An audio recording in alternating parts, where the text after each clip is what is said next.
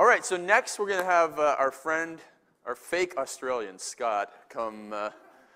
He's from Canada, lives in Australia, and he is another certified turbulence trainer who's going to show us some bodyweight stuff. So awesome. So welcome Scott up to the stage here.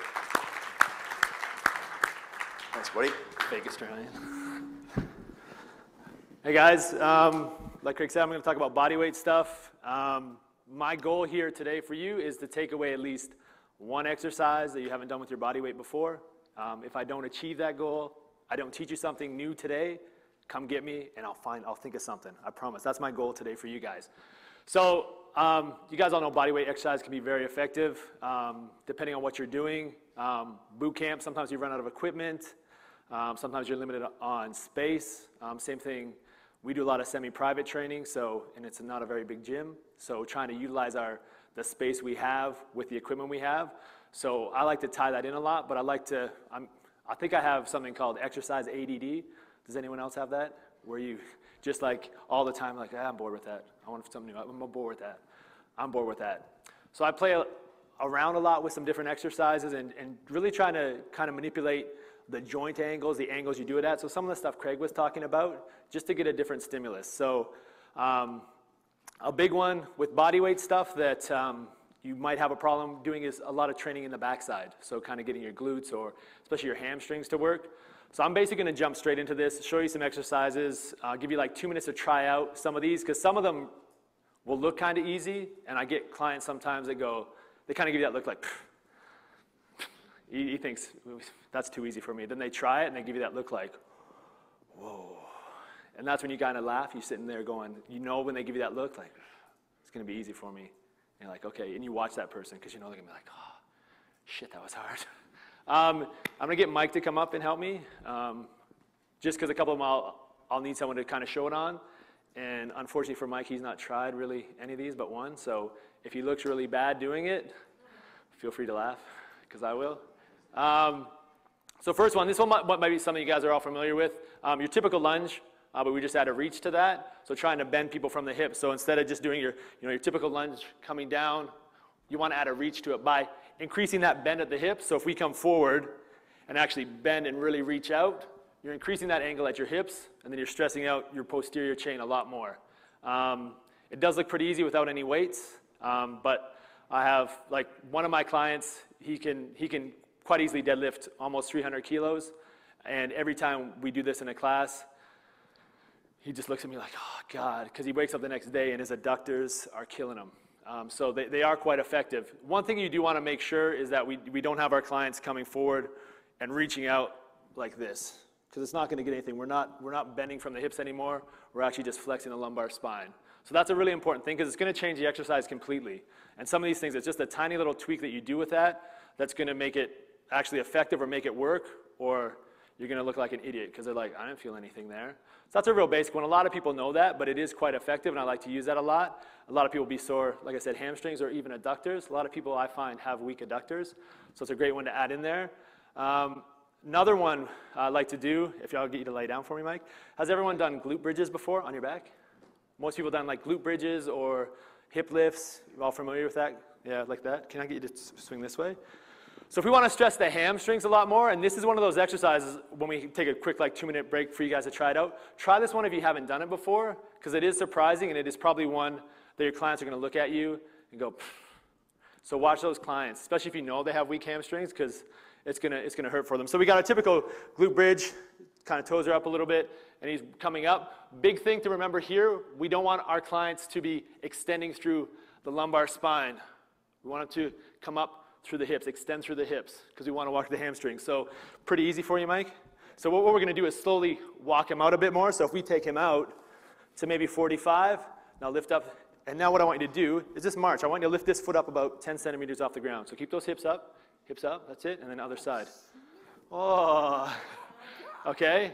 Now if the person was laughing, saying, you know what, you got, no, not that high. Just about here, that's it, and back down. Keep those hips up, whole time. Hips up, switch. Back down. Nope, keep those hips up. Right? Now don't laugh, because I'm going to be watching everyone that just laugh when you guys do it. Now, if you want to be, and if they're really smart, like that doesn't hurt, we go straight legs. Straight legs. Both of them out. Right? Lift. Lift those hips up for me. Again, make sure they don't extend through the back. Up. Now try to lift your leg. And some people get stuck there. So that's a great, like how, that hurt, didn't it? Okay, so just extend them out, but start, don't let them go straight. Okay, even if they're, like, let them just start them with that glute bridge and walk them out about 45 and see how they go. And just watch, are they extending through their back? If they say to you, like, I don't feel that in my hamstrings, and you walk them out a bit further, I still don't feel it, I feel it in my back, cue them up on how to actually extend through their hips and not arch their back. Because again, that's going to change the exercise completely. Like I said, it's just small little tweaks to change the effect that we're getting out of that exercise. Another one I like to use, people have to be a little bit stronger for this one, but just extending that lunge out. So instead of doing your typical lunge where you step out that far, walking lunge, extend it out a lot more.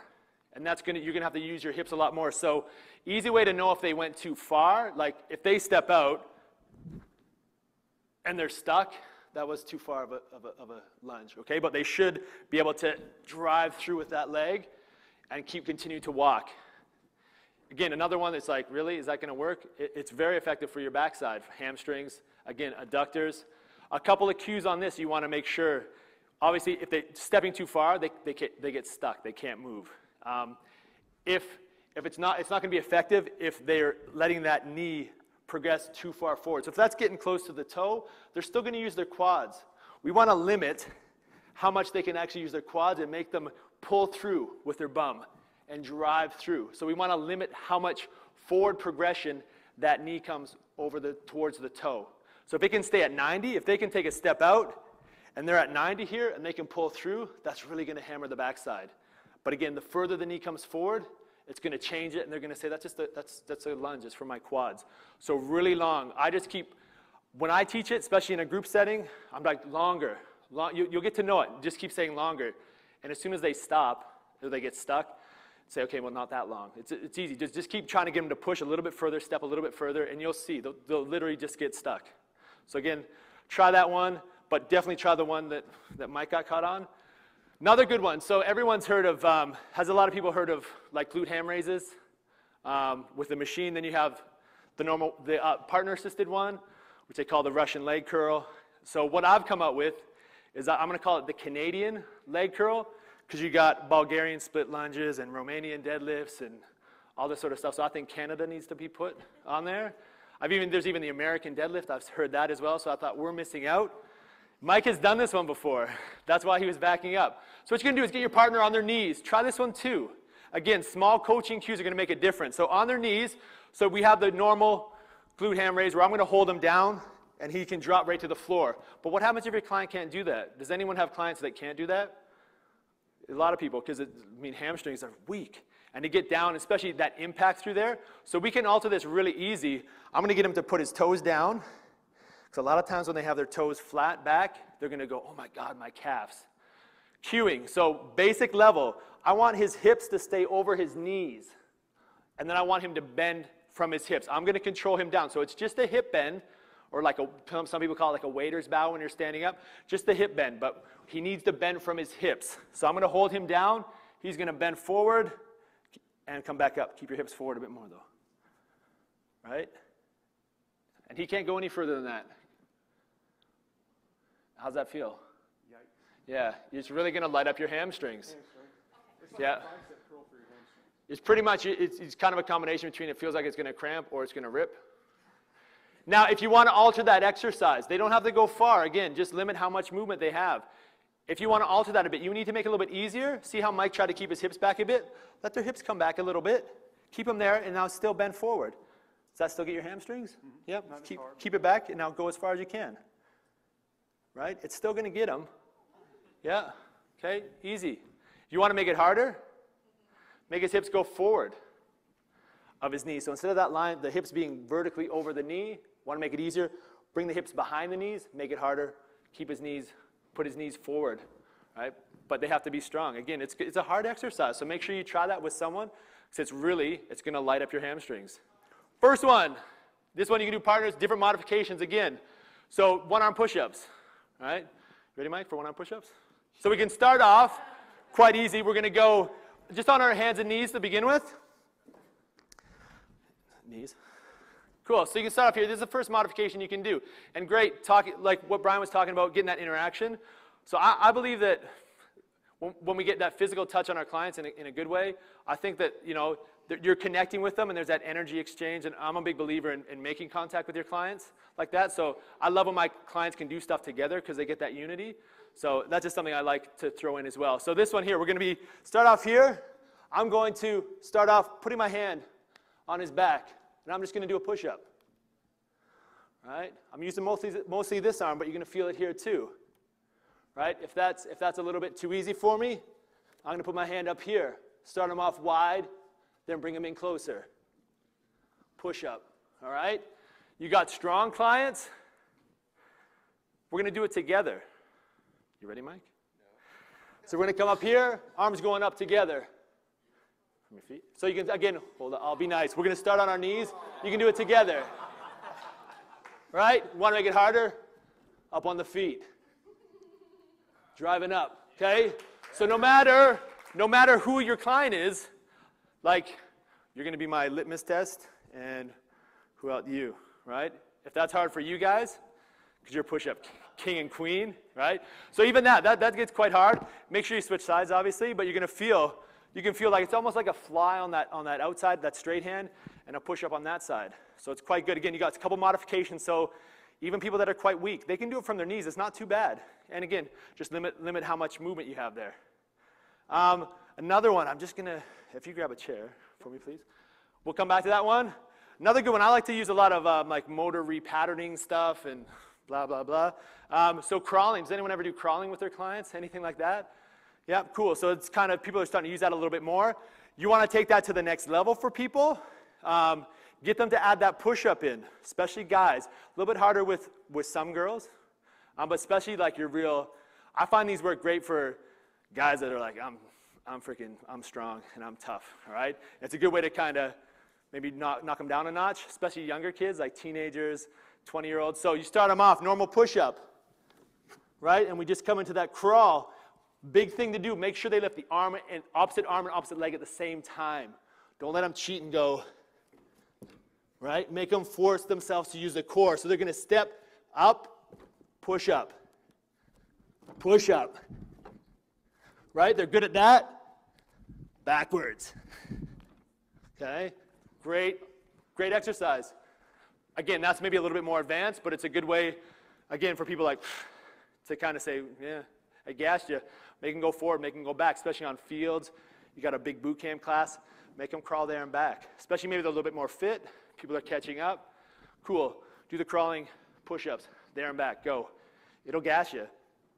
Another one, so kind of like Craig was talking about today, the shoulders back. We want to hit the triceps a little bit more. What you can do, decline push-up, but with a slight variation. So, Mike, I'm going to get you to face that way, head that way. Feet are going to come up here. Now what I want to do is have him keep his chest up the whole time, looking forward.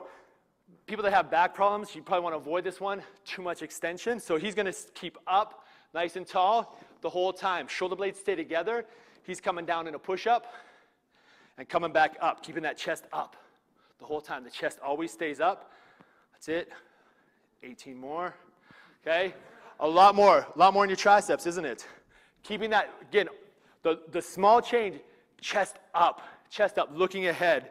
Really, you can't fully lock out, and it forces the triceps to work a lot harder. So again, a great one for someone that's maybe a little bit more advanced or just an alteration of a push-up for you. But you want to hit a little bit more tricep.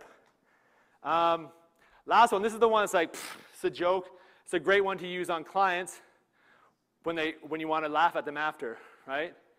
If you want to get free lunch, say, look, if that doesn't burn your triceps out, you're buying me lunch. Okay? So what you're going to do, lying down on your stomach.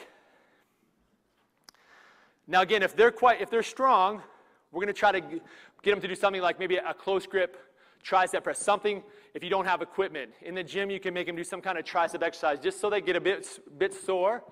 Has anyone heard of like a McKenzie press for back? Like it's an exercise for your back if you have back problems. So what we're going to try to do, Mike's going to go diamond position in his chest. It's got to be there. Elbows stay off the ground. Chest is up. He's always looking ahead, keeping that curve in his back. He keeps his hips down the whole time, right? Sometimes you got to hold them down. And he's just going down, chest down. He's always looking up, going down and back up. And he's got to keep his hips down. So it's a small motion, looks pretty easy, right?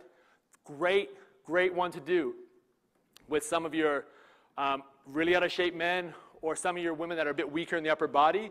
Instead of having them doing like even kneeling tricep presses, it's a lot easier for them to do. You do that for time, it burns. Yeah, right? You'll be surprised. This is how I gauge whether or not they actually went to where they could, because you got to push them because they want to stop because it starts to burn. If they stop and they throw their arms out to the side or in front of them, you know they push to the end. If they just stop like that and they could keep it bent, they probably could have went a bit further. So make sure you try that one. So you got 2 minutes again. Go. This one, what you want to do is keep your head like basically from your hips to your head level as you walk. Walking lunge, okay, but Groucho style. So you don't bob up and bob down. We're keeping tension on the quads the whole time. Again, a little bit more kind of medium to advanced clientele is going to do this, but it's a great way, again, to maybe knock someone down a level or make them if they just love to hurt. So we're dropping down that lunge. We're staying parallel, going. Keep them down. Again, they're good at that. They're going backwards. It's really going to attack your quads. So try that, but stay parallel. You want to try? So just, again, keeping that head level. Imagine there's a roof there, and they stand up, they're going to hit their head. If they stay down, start them going forward. Don't make them go backwards. Yeah, and it's great for, again, great for the quads. Again, more medium like to higher level one, but again, something a little bit different. Planks, 2 good plank ones. I love these. First one, some of you guys might be familiar with the RKC plank. Has anyone heard of that? Yep, awesome. Especially for someone that can plank for like 3 hours. So he's going to lie down for me. We actually use this on one of my clients at my gym. He's 68 years old. He's the former plank champion, Guinness Book holder, but then he got beat by like a 78-year-old woman, so I don't talk to him anymore. So he did it for like 36 minutes straight. Yeah, so we did some of these as well because it allowed him not to have to sit there for half an hour and just practice on it. So plank, we're coming up a normal plank position, but you need to maximally contract the quad. So we're going to lock when we're in that plank position, we're locking our knees out. Nice and tight. Squeezing the bum or thinking of actually externally rotating the hips. So we're going to squeeze the bum as hard as we can. You should almost see the bum go like this. Then once they're squeezing their quads, squeezing their bum, downward pressure through their elbows. So they're trying to pull down on the floor towards their belly button without moving. Now this is a great one to do in partners and get them to cue their partner. Because I know Mike, you probably want to ask before you touch them, but I know Mike, so it'll be okay. So he's going to come up. We're going to count for 10. I want you guys to count out for 10 seconds for me out loud while he does this, and we'll see if he can make it. Right, so come on up for me. Don't go yet. Squeeze the quads. Hard as you can. Squeeze that bum. Pull it in. Now pull down with your elbows. Hard as you, no, bring them back up there. Pull down. Right? Go ahead and count for me. 1, Squeeze. 2, Come on, pull down. 3, Squeeze. Tight here. Pull down. Harder. Come on, pull down. Tight. Stay tight here. Come on. Tight. Pull. Hard as you can. Good. 10. How'd that feel? Good.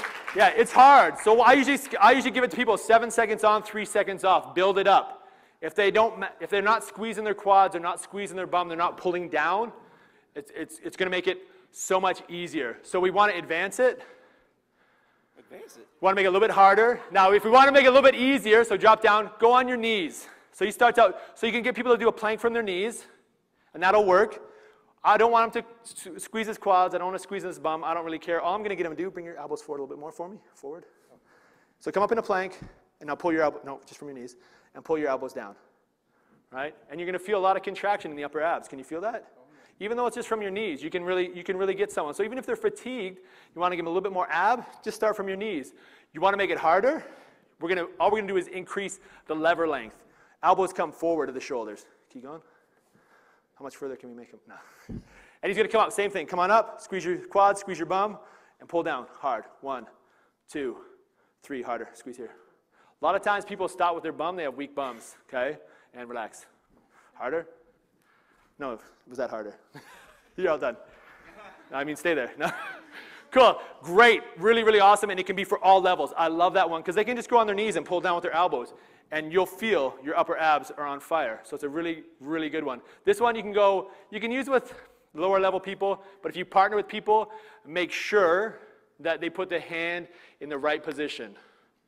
Okay? Make sure they put the hand in the right position. So when they come down in a plank position, I want to go basically depending on your anatomical knowledge, we want to go on the PSIS, or kind of where the nipple, kind of the little dimples on the back are, or around belt level. We do not want to press on the lumbar spine on this one. So we're coming down by about the belt with the heel of our hand. The pressure I'm going to put through is not straight down, it's actually forward. So if you come down in the plank position for me. So what I'm trying to do is I'm going to work, don't come up yet though, I'm going to work his abs. I'm also going to work his lower abdominals because I'm trying to push him into an anterior pelvic tilt.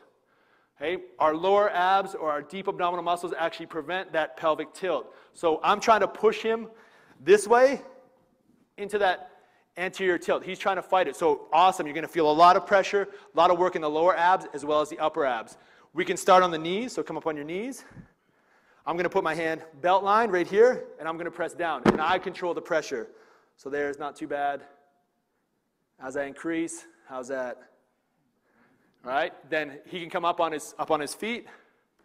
Right. Same thing. I'm going here, but you need to control that because if he starts to collapse, come on, push against me. Push. Right. I don't want to push my hand right through his back. So depends on your clients whether you want to have them do it in partners, but you want to be in the right position. Relax. So if he come up on your knees again, I don't want to press here because I'm pressing right down on his back. I'm just going to cave him in, and I'm not really getting a good workout. So right on that belt, pressing this way, and I'm driving down. And if he's really strong, right? Ready, Mike?